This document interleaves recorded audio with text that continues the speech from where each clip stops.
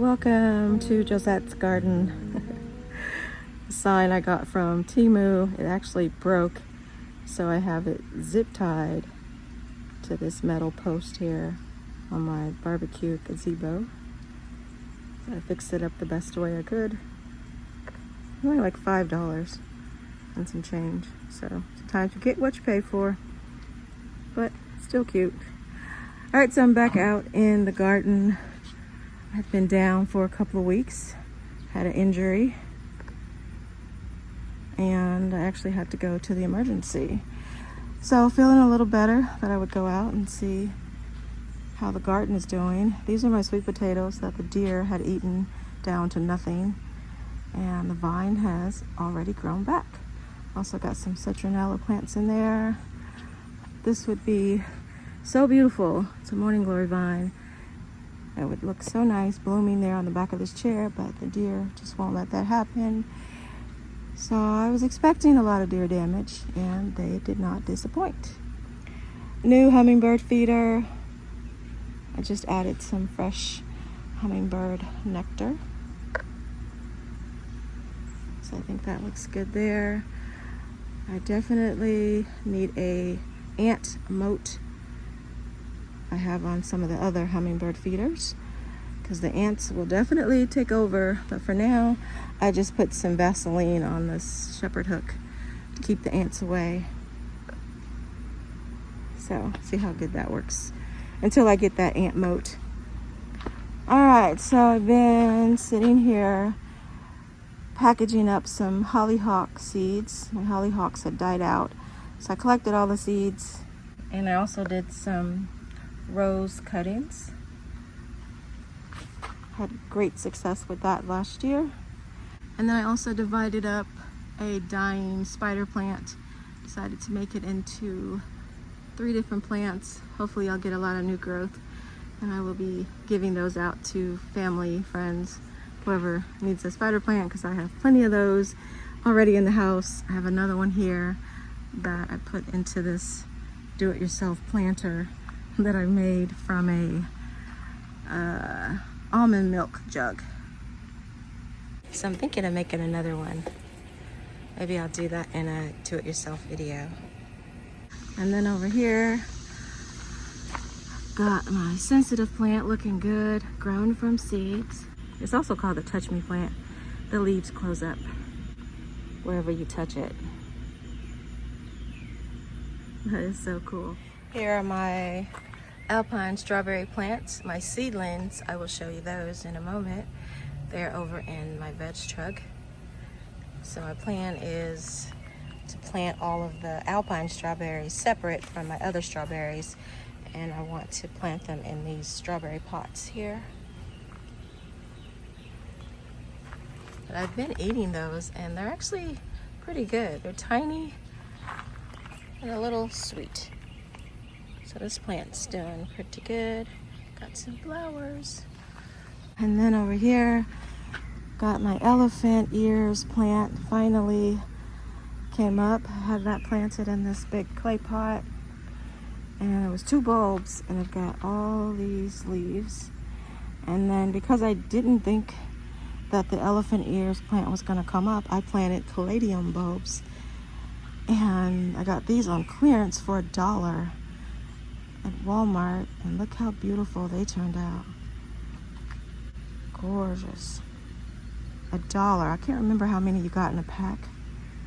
And then I also have some perilla and some citronella plants. Like everything came up. It's like I planted this just in case that didn't come up, that didn't come up, and everything came up. It all looks good. All right, so over here where I grow most of my food, everything has grown a lot since the last time I showed y'all this area where I harvested onions and garlic and greens and such. Everything looks really good. All that heat has really put on a lot of growth in this area. So I did notice when I first came out that I have some more cucumbers, and these are the most perfect looking cucumbers I've ever grown. So there's one there. And then I found another one over here. There it is. That one looks really good.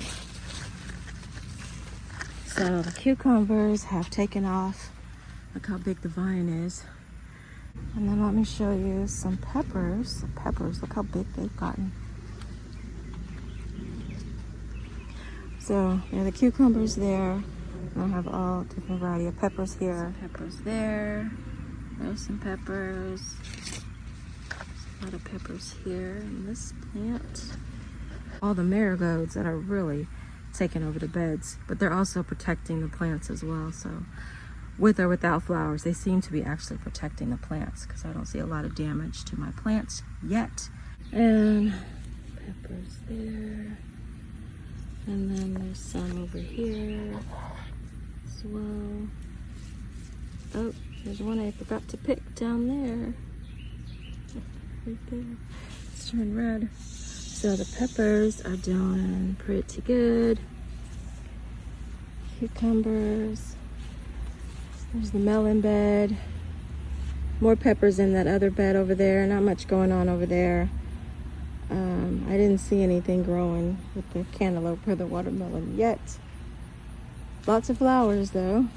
So over here I want to share my new Vegtrug. In this trug, the other one I grow strawberries and some greens as well. But this one I wanted to use for herbs. So mostly herbs in here, and then I also have some blueberry plants that I had in pots. Decided to keep them protected under the netting in this Vegtrug. So this is a small size Vegtrug. The other one I have is a medium. So this one looks really good, and it holds a lot of herbs. So I planted a lot of these herbs from seed. I think all of the ones in here are from seed, and they have done really well, especially with the hot weather we've had. I am in growing zone 6A. So let me open this up. I see my toothache plant is blooming like crazy. Check it out. And this is the toothache plant, a very special healing herb. You can actually chew on the flowers and it numbs your mouth. And just like some Novocaine, I think that's what it's called, it will hopefully give you some relief from a toothache. But I just think it's a pretty neat herb to grow. And this is also where the seeds are at, in the dried flowers. And I did grow this from seed from the plants or the flowers I had last year. So good seeds. Then I have some tarragon. I think this is. That looks good. What else is back here? Winter savory. Some bee balm. Blueberry bushes. I think there's 3 in there.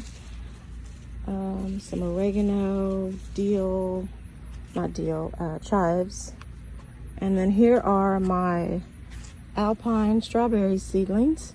I actually had to start those over because something got in there and ate them. So I had them out on the table. So I had to put them in here, and they just started to grow back. So they're doing pretty good in here. Look at the basil. Oh my goodness. The one thing I love about basil is it's so easy to propagate. So I am going to clip these up there. Okay. And I'm going to propagate them in water, and then once they root out, I'll plant them back out into the garden.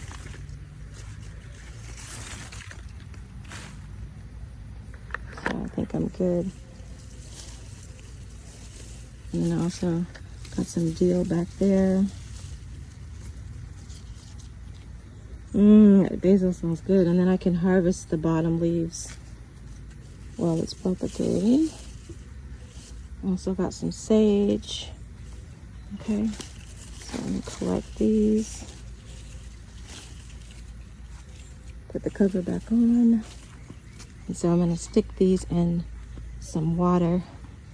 They don't take very long to propagate.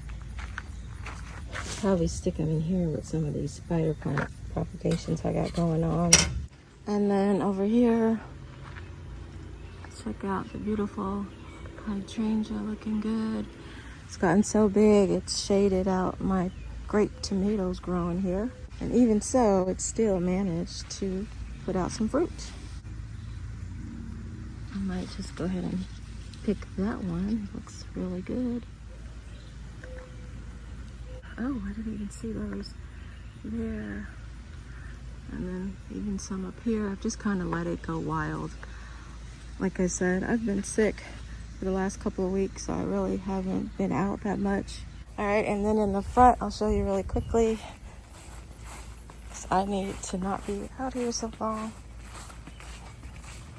Okay. Ooh, look at the hibiscus. Looking good. Gorgeous. Beautiful. I've been missing all this. All the beautiful blooms. The David Austin rose.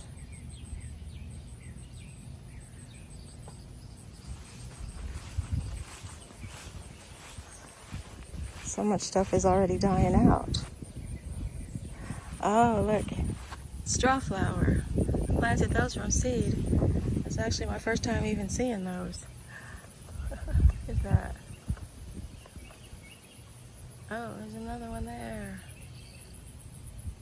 Beautiful. Of course, the cleome always take over this area every year.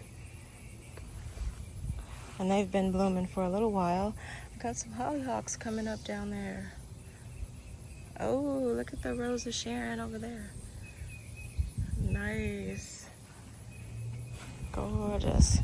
Okay, so I came around here to... Those coneflowers are pretty. I came around to show you the tomatoes that are growing and doing well. The deer have been here, eating the plant, and something's been eating the fruit too. But look how big these cherry tomatoes are. These look really good. Look at that. Nice, big, healthy plant. The front of my house is full sun, so vegetables and fruit always do much better here. I just don't have a lot of space. But next year, I think I'm going to make space if I want to have a good harvest. Everything does so much better in the front, and it's blazing hot sun. All right, so this is the entrance to the back. Oh, I have to show you my new art that I got for the garden. Isn't he cute? I went to a new boutique in Belleville, Illinois, and she had most unique items for your home and garden. I'm always shopping for the garden. And I picked up these two cute things. Look at the monkey hanging from the tree. How adorable is that? Somebody made that. They did an awesome job. So I will link where I purchased these items because she has some really beautiful items. Her name is Beverly. Hi Beverly, I hope you're watching. So I told her about my YouTube channel. And also when I picked up the two new garden art pieces, she also gave me a free plant. And my plant is doing well. I'm not sure what it is, but it is doing well in the garden. So thank you, Beverly. Alright guys, that is it for this video. Thank you so much for watching. And let me give you guys another look at my new hummingbird feeder. This was sent to me for review, so if you're interested in getting one like this yourself, I will leave the information and you can check it out for yourself. It does come in different colors, different styles. This is just the one that I chose. This turquoise glass hummingbird feeder. It is beautiful.